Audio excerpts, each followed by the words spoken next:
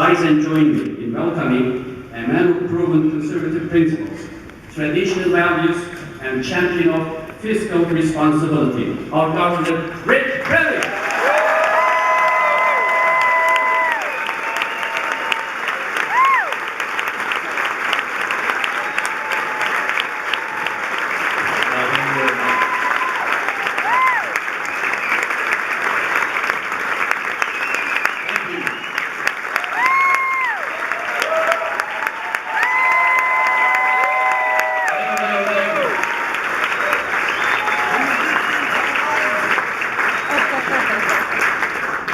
I've been thinking about Florida a lot lately.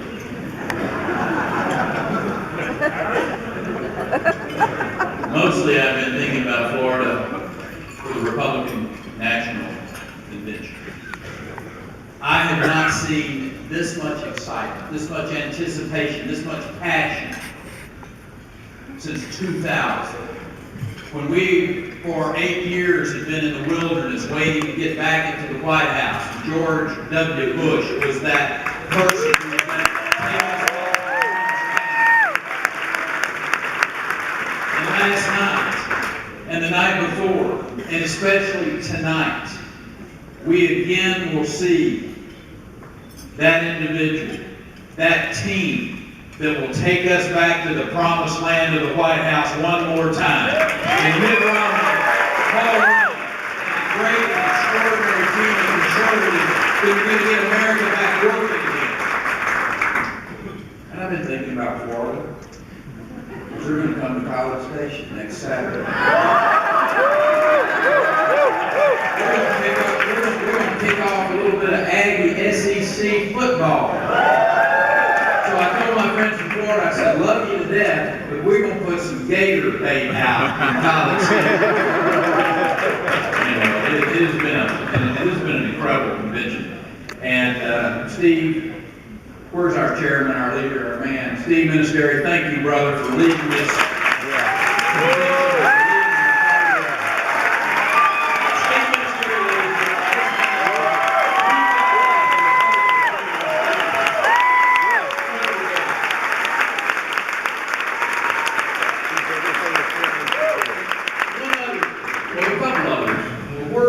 Where's Butch Davis? Butch, stand up, wherever you are, brother. Butch Davis, come on. There he is, back there in the back, ladies and gentlemen. That's a warrior right there. Make sure the grassroots Republicans will listen to. God bless. Flint Lord's in here somewhere. Stand up, big brother. Where's Flint? There you are, right there, ladies and gentlemen. Warrior in the trenches. Let me tell you, we are so blessed in this state to have men and women, like I just pointed out, individuals who understand that the future of our country is not in Washington, D.C. With all due respect to our friends that go to Washington, D.C., who have worked there, this election is about the grassroots. It is about men and women like you who love this country, who understand that our future as a country is inextricably intertwined with those at the grassroots. It's about the Republican men and women who stand up and say, get back to believing in our Constitution. Get back and grasp those principles our founding fathers understood would make a great country. It disturbs me greatly that we have an administration that disregards the 10th Amendment, disdains the Second Amendment. It's time to get people who love our Constitution back into the White House and back in the United States Congress.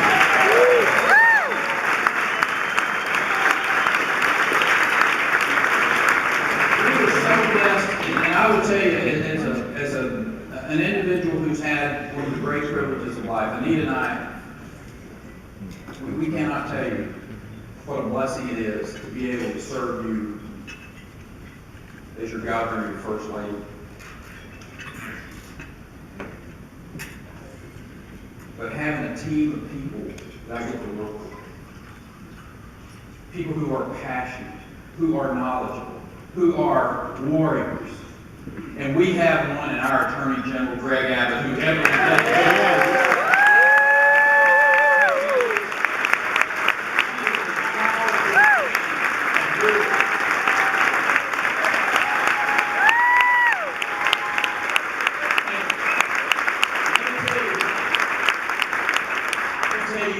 because it seems like all we do is sue the federal government. But think about it. Greg told me we were up to 24 times, 24 lawsuits against the federal government. Fortunately, we've had a couple, 3 big victories over the course of the last 30 days, where the Fifth Court said that our flexible permitting rules on our clean air was in fact correct and the EPA was wrong. Those state pollution rules that this administration, the Obama administration, wants to strangle energy production in this country. And they said those were wrong. We had the court stand up and say, you know what, Texas? You were right in telling Planned Parenthood they cannot spend your money.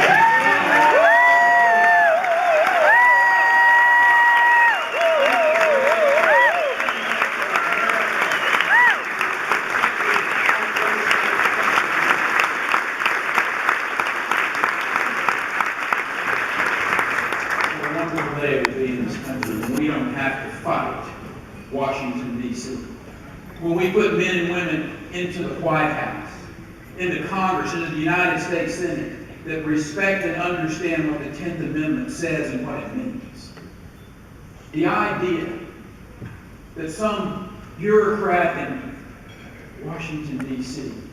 should be deciding how our children are educated, how health care is delivered, how environmental rules are put into place in our states.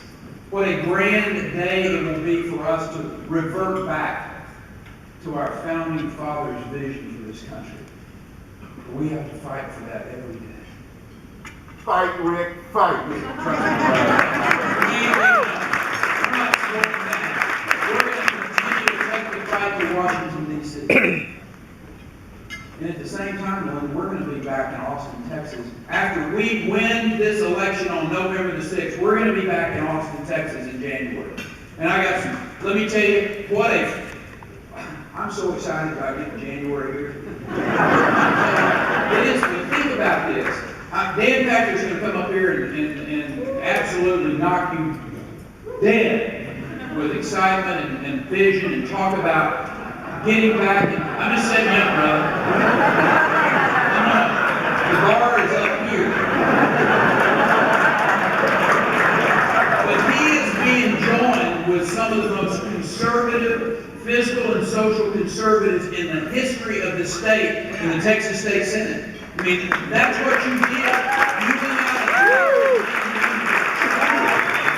fiscal and social conservatives. The House of Representatives will be one of the most conservative bodies that it's been since I, for 25 years, have been associated with the Texas political process. We have an extraordinary opportunity to put in place safeguards, budgetary safeguards. I talked about that budgetary compact where we want to make sure that we put in place statutorily and constitutionally, if that's what's required, protections for future generations and future citizens of the state. Now is the time to do it. Dan is going to carry school choice.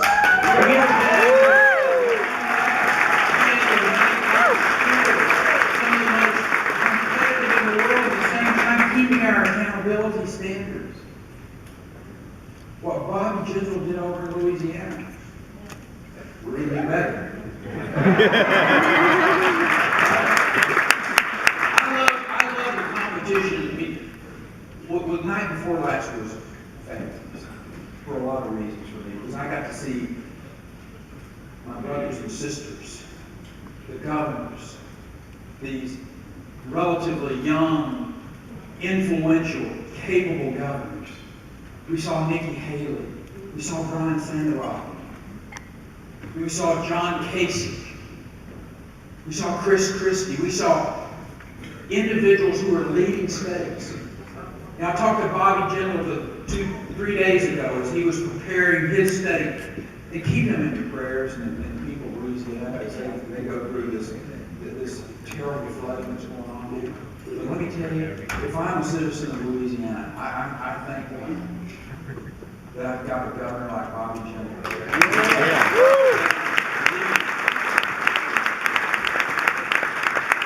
He is a great competitor. Rick Scott over in Florida. Skywalker, I mean, there's an incredible group of individuals across this country who are fighting the fight. And they're reflected. The message we heard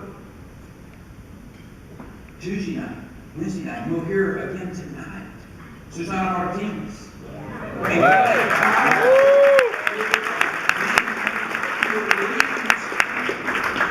It's not lost on me the states that economically have done well over the course of the last 3 or 4 years are by and large led by Republican governors who understand that if you keep the taxes low, the regulatory climate fair and predictable, and a legal system that doesn't allow for oversuing, then get out of the way and let the private sector do what the private sector does best. That is what America longs for. And Republican governors are leading the way. And Mitt Romney understands that to turn that power back to the states. I will suggest to you that is the reason that I ran for the presidency of the United States. And I want to take, when I think about that, I'm always reminded of that little adage that if you want to make God smile, tell him your plans. Right. My plans was to be speaking tonight.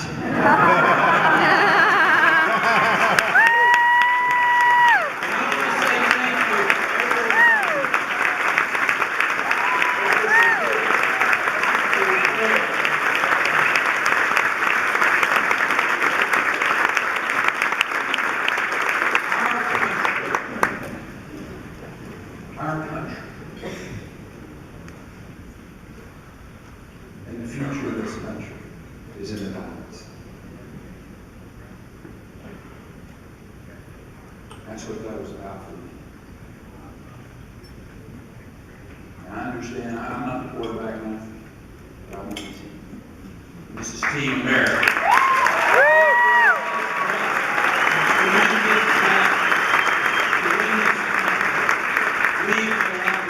Because the alternative is just nice.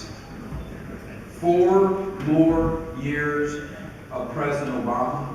You think about that conversation off microphone with the president of Russia. When I get reelected, I'll be a lot more flexible. I can't think of more scary scenario. Ask yourself, what would 4 more years of this guy look like? What we've seen on steroids?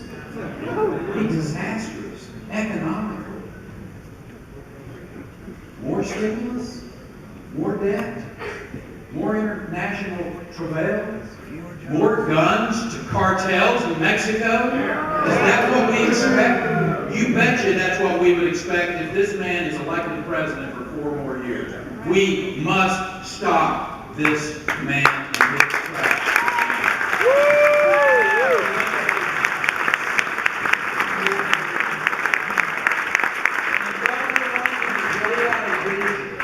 We saw last night the new face of the Republican Party. We saw Paul Ryan laying out to young people my children's age, the 20-something, the 30-something-year-olds who are starting a family, who are starting a business, and giving them hope that there is going to be opportunity.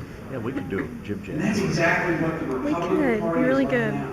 Clearly, structurally, a plan to get America back working again. A plan to put America, small, and in your home country of Turkey. One of our very, very important friends and allies in that part of the world. To give them the faith. To give our friends in Israel the faith. To America